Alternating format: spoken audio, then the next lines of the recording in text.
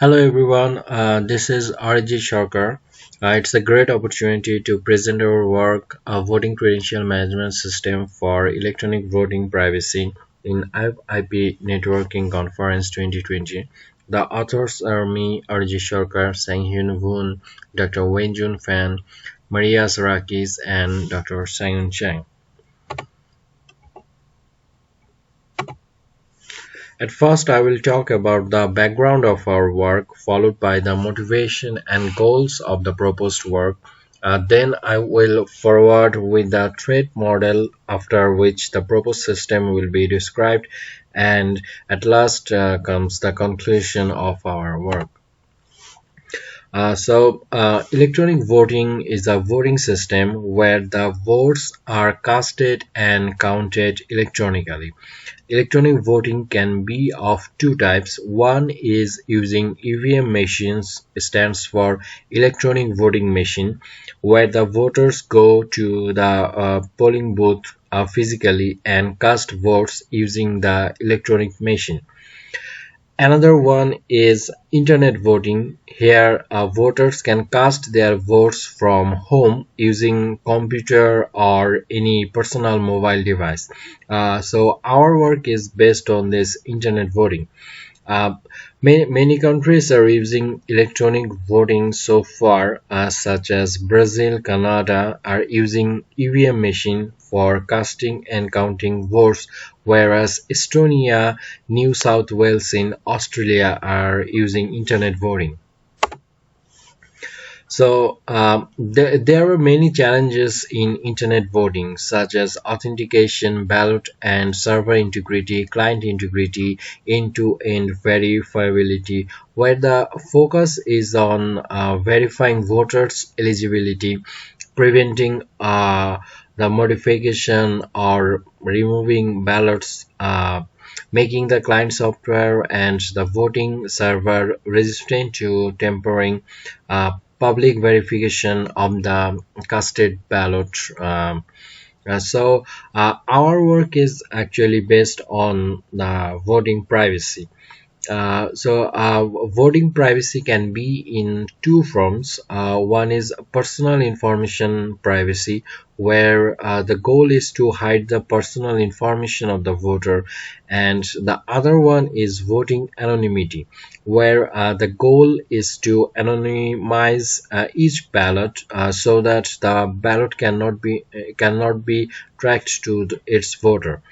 Though we achieve both of these objectives, but our novel contribution lies on the voting anonymization. Here are the motivation and goals. Privacy incidents occur in real-world voting systems such as US presidential elections in 2016, where the attacker attempts to hack a voter registration files in 21 states. There was evidence that hackers penetrated systems, though could not be able to alter or delete data.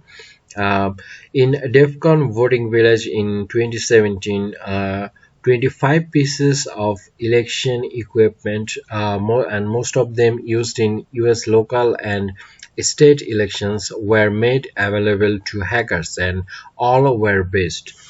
So our work Vcms is inspired by a security credential management system for vehicular privacy. In ACMS, vehicular privacy is maintained by preventing the certificate of the vehicle, which is used in the networking, to be linked to the vehicle so that an attacker cannot track the vehicle. Though the goal of VCMS is similar to ACMS, but the design framework of VCMS is different from ACMS. So our goal is to protect the personal information privacy of the voter and maintain the voting anonymity so that the ballot cannot be tracked to the voter. We have used two types of token in VCMS. One is voting token and another one is key token. So voting token is the VCMS output credential used for the voting, and key token acts like a bridge between the registration information of the voter and the voting token. So, in our threat model, we consider that the attacker is capable of monitoring the transactions or communications between the authorities in VCMS and can compromise an authority in VCMS.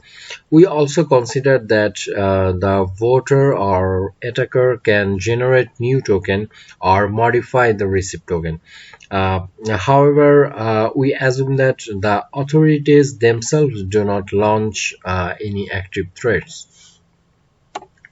So here are some of the variables and notations we used in the VCMS system. So capital letter KI is the public key of entity I, which is an element of S. So here S is the set of entities involved in the VCMS, and small letter ki is the private key of entity I, which is also an element of S.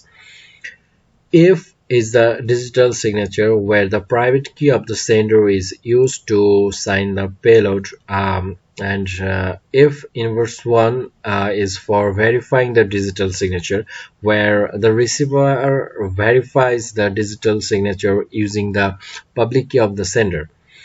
So a digital signature is used for source integrity protection, so that the receiver can verify the message is coming from the designated sender.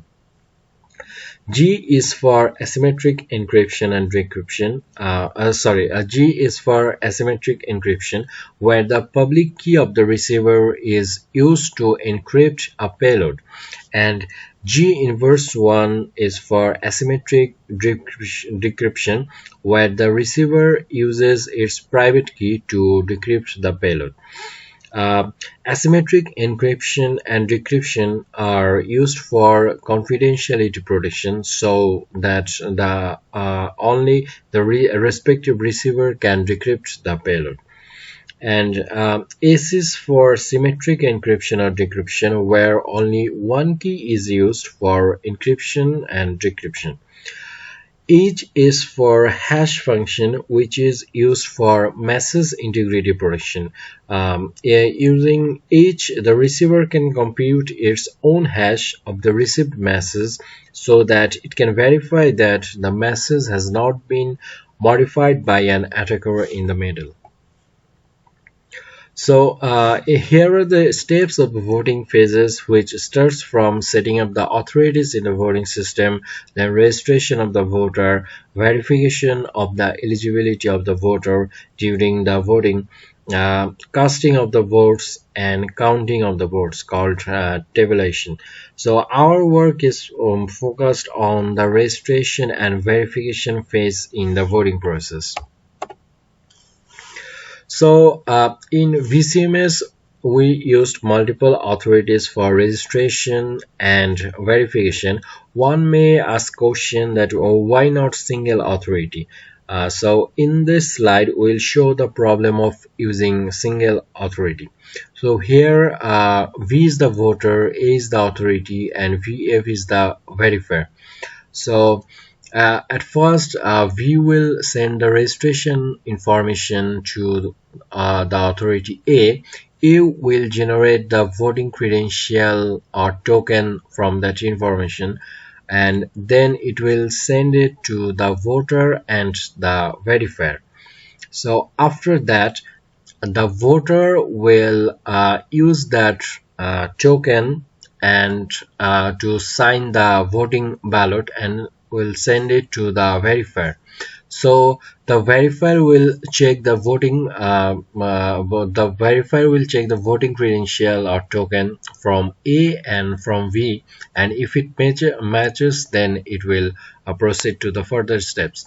So here the problem is that if the attacker can compromise this authority A, then it can have the registration information and also the voting credential or token.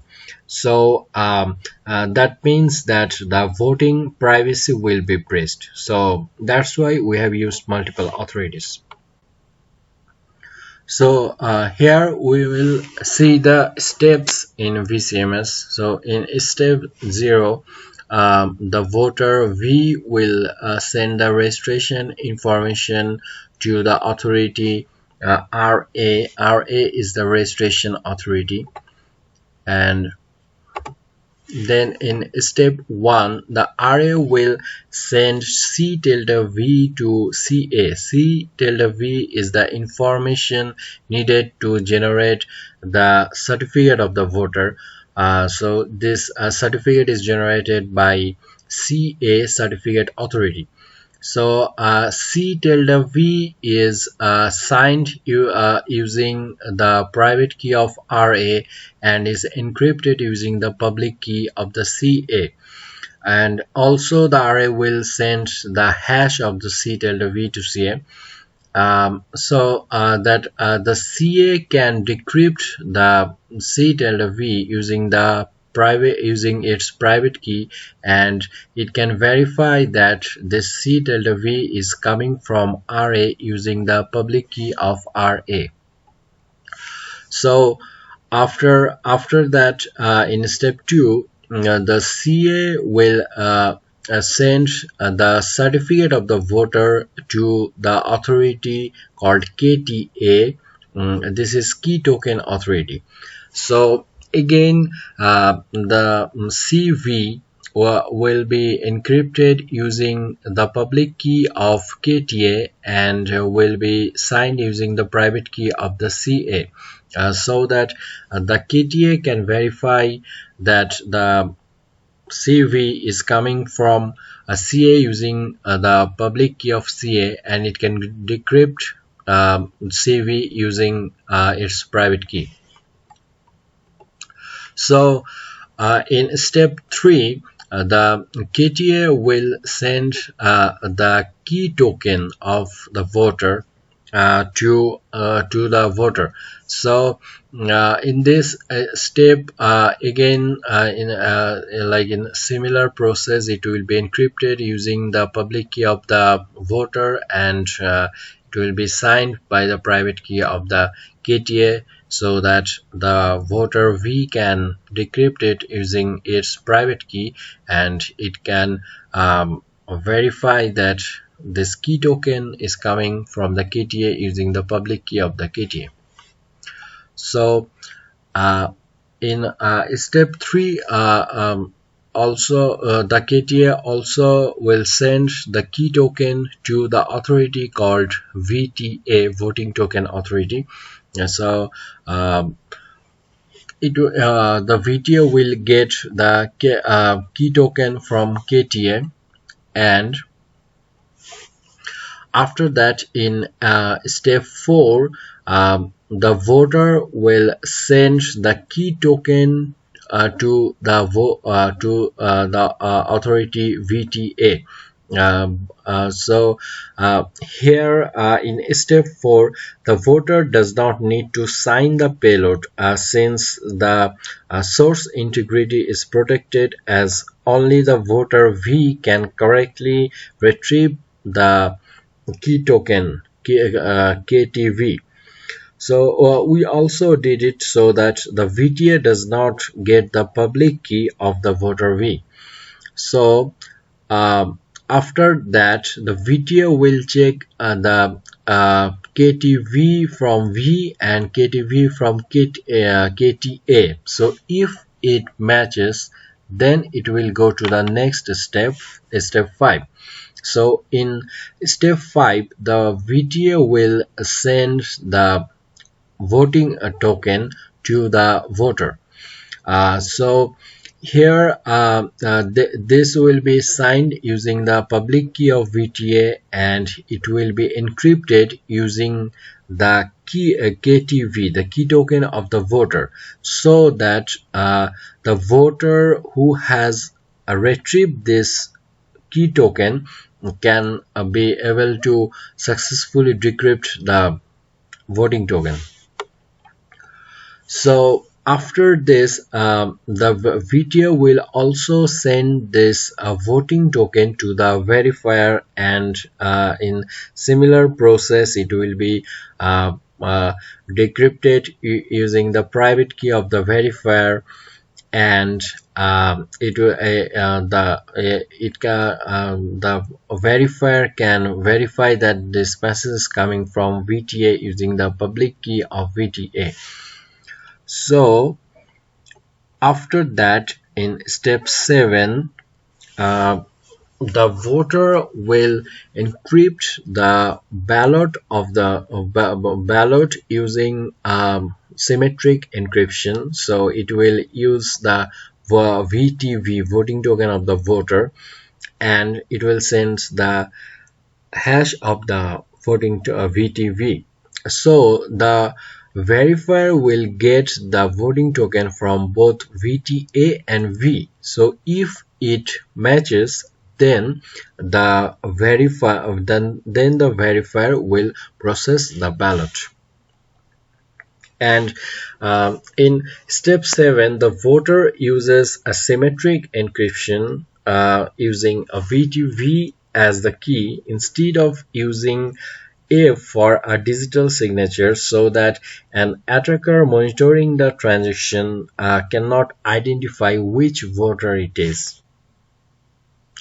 So here we will see the analysis of Vcms. So if RA is compromised by an attacker, so it will have the registration information and C delta V, but it will not have the voting token of the voter. So an attacker succeeds only when it can link the voter to the ballot. So it cannot link in this case. And for CA, it will have the C delta V and CV, which contains the public key of the voter, but again it will not have that voting token of the voter, so it cannot breach the voting privacy. And if KTA is compromised, then the attacker will have CV, which contains the public key of the voter and the key token of the voter, but it will not have the voting token of the voter. So again, it cannot link that voter to the ballot. Again, for a VTA, it will have the key token of the voter and voting token of the voter, but it will not have any registration information or any public key of the voter V. So it cannot link these two informations. That's why it cannot breach the voting privacy. So if say the attacker can compromise multiple authorities, then yes, in VCMS the voting privacy can be breached. Suppose for example, in this case, if the attacker can compromise KTA, VTA and the verifier VF, then the attacker will have the certificate of V, key token of V and voting token of V. So using this information, it can link the voter uh, to the ballot. So but it's very hard to compromise like multiple authorities in a voting system. So that's why we think that VCMS is still good, since it prevents the single authority compromise for for breaching the voting privacy. So in VCMS, a sophisticated design framework is presented, which is based on the involvement of multiple authorities and credentials. VCMS achieves this voting privacy even when one authority is compromised by the adversary. Thank you.